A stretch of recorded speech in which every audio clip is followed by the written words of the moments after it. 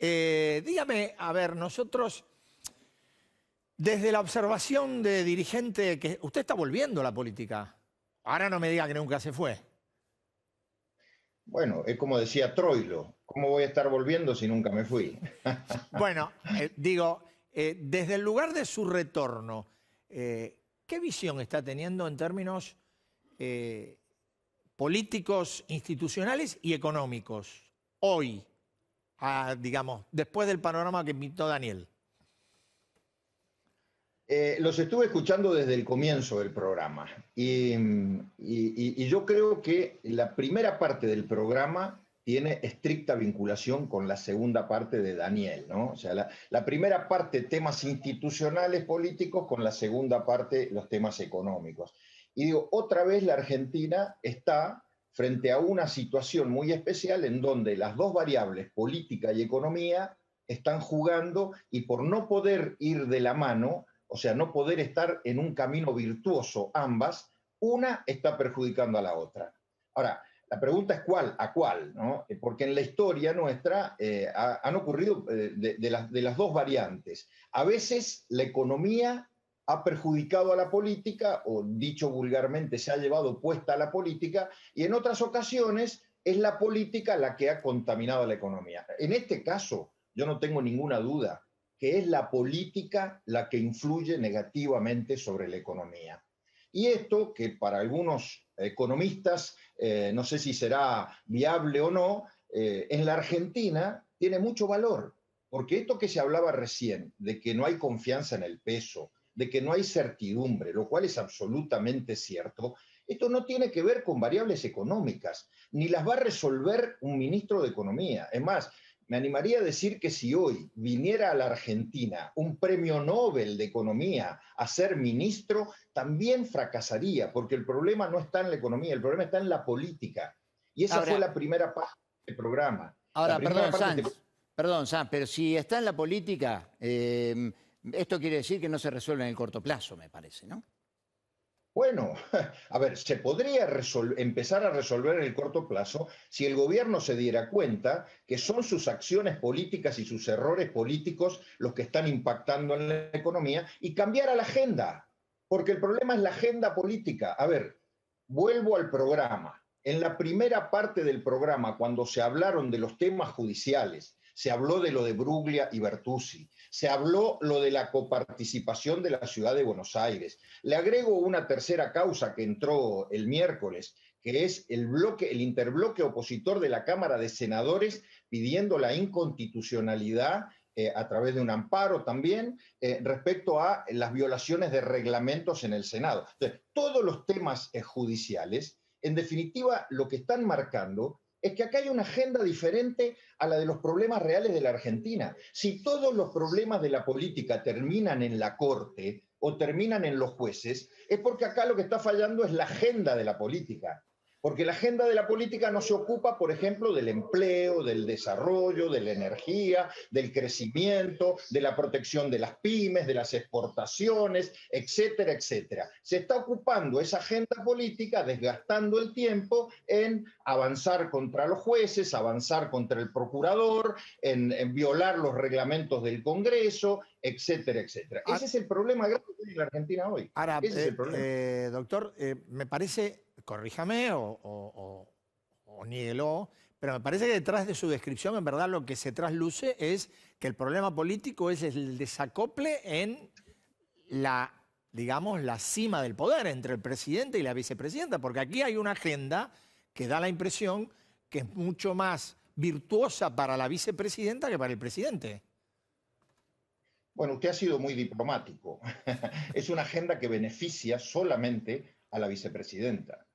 Eso de virtuoso es una palabra diplomática para describir que es una agenda que en lugar de beneficiar al conjunto de la sociedad, solamente beneficia a una persona o al entorno de una persona, que son las causas que tiene la vicepresidenta. Entonces, este es el meollo del problema. Y estamos así desde hace varios meses, muchos meses. El problema es que la pandemia, durante parte de esos meses, sobre todo los meses de marzo, abril, mayo y quizá junio, la pandemia disfrazó o metió debajo de la alfombra la verdadera raíz de los problemas. Pero ahora, cuando también aparecen problemas en lo sanitario, problemas de libertad, porque la gente necesita libertad, la gente necesita consumir, trabajar, generar recursos, ahora entonces aparece el verdadero problema, que es esta agenda de confrontación que beneficia solo a una persona y no al conjunto de la sociedad. Sanz, esa agenda de confrontación,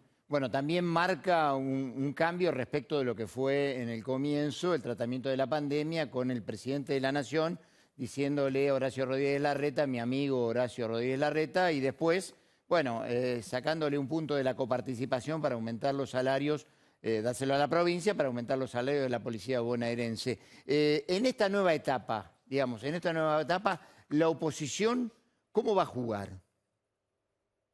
Daniel, una reflexión de lo que usted venía diciendo. También el tema de la quita de coparticipación a la ciudad, también es agenda de la vicepresidenta.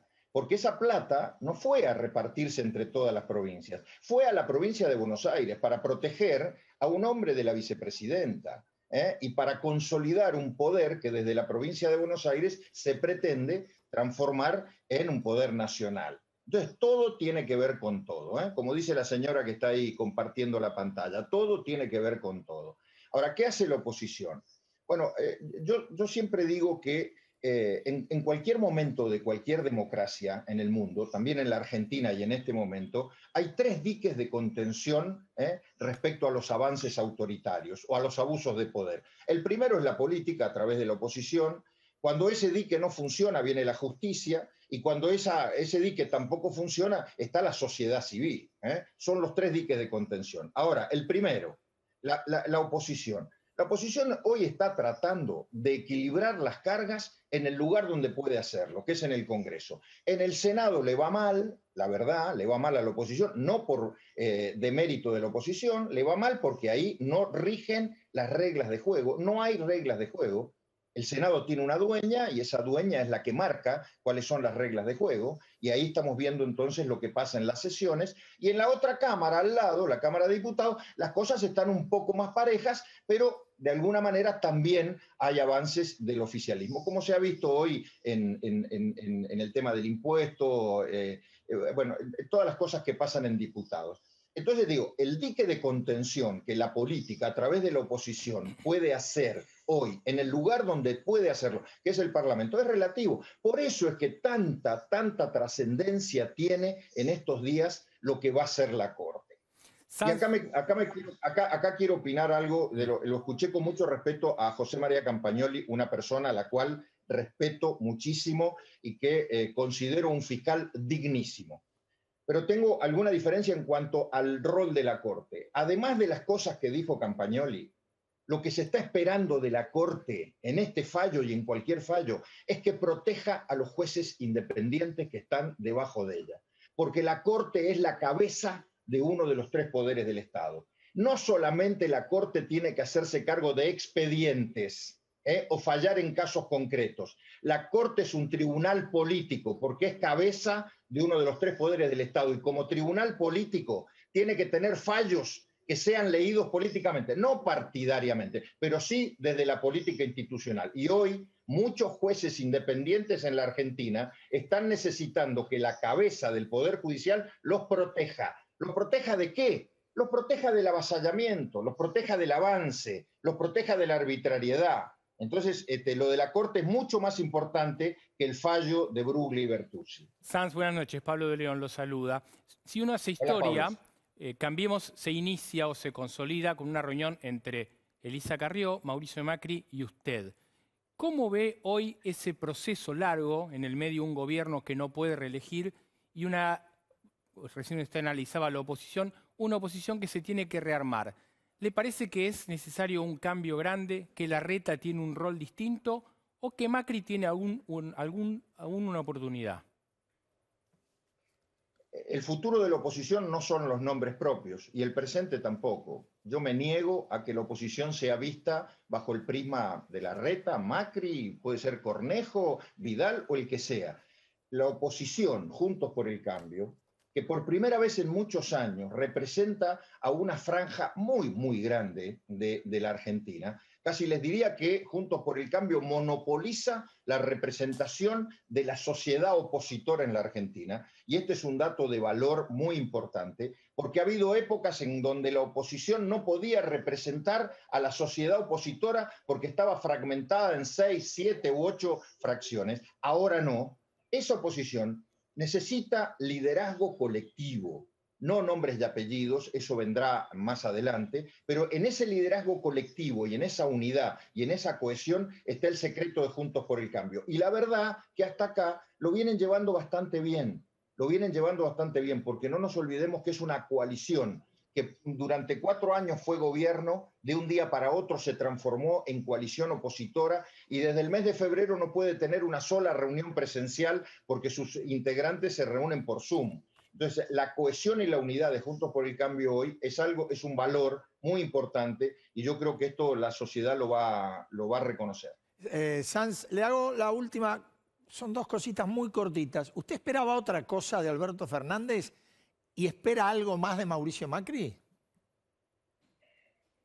De Alberto Fernández en el primer momento es probable que haya cometido la ingenuidad, hoy lo digo en estas palabras, la ingenuidad, de pensar que podía liderar un proyecto diferente al de la vicepresidenta. El proyecto de la vicepresidenta nunca tuve dudas, lo conozco, lo sufrí durante 12 años, fui presidente de Bloque, presidente del radicalismo en aquella época, lo sufrí y yo no tenía ninguna expectativa de que hubiera cambiado. Al contrario, sabía que iba a venir peor, porque además de la carga ideológica, iba a venir con mucha revancha, muchas ganas de venganza y de revancha, mucho odio, mucho rencor, y no me equivoqué. Ahora, probablemente haya tenido una expectativa de lo de Alberto Fernández diferente, pero finalmente creo que la impronta del gobierno, la impronta general, global del gobierno, es la impronta de la vicepresidenta.